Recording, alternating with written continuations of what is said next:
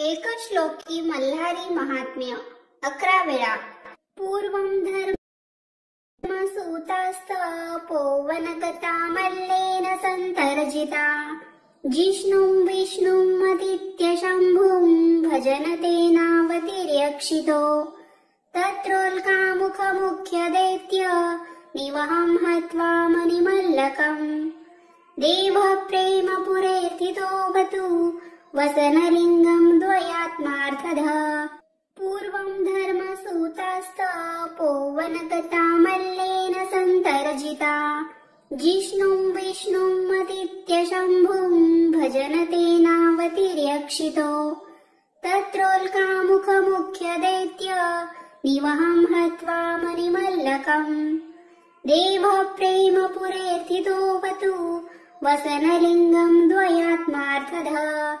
पूर्वं धर्मसूतास्तपोवनकथा मल्लेन सन्तर्जिता। जिष्णुं विष्णुमतीत्य शम्भुं भजन तेनावतिर्यक्षितो। तत्रोल्कामुखमुख्यदैत्य निवहं हत्वा मणिमल्लकम्। देवप्रेमपुरेर्थितो वतु वसनलिङ्गं द्वयात्मार्थः। पूर्वं धर्मसूतास्तपोवनकथा मल्लेन सन्तर्जिता।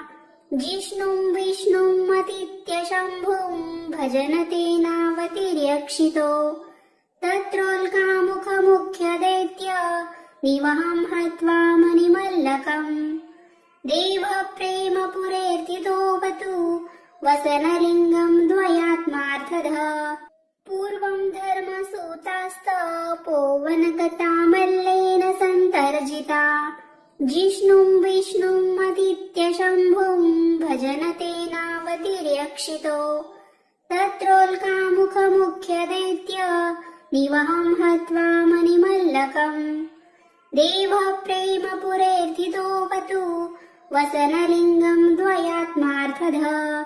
पूर्वं धर्मसूतास्तपोवनकथा मल्लेन सन्तर्जिता। जिष्णुं विष्णुमतीत्य शम्भुं भजन तेनावतिर्यक्षितो। तत्रोल्कामुखमुख्यदैत्य निवहं हत्वा मणिमल्लकम्।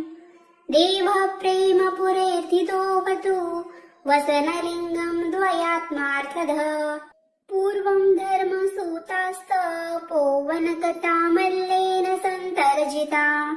जिष्णुं विष्णुमतीत्य शम्भुं भजन तेनावतिर्यक्षितो। तत्रोल्कामुखमुख्यदैत्य निवहं हत्वा मणिमल्लकम्। देवप्रेमपुरेर्थितो वतु वसनलिङ्गं द्वयात्मार्थः।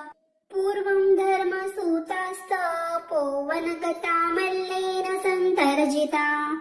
जिष्णुं विष्णुमतीत्य शम्भुं भजन तेनावतिर्यक्षितो।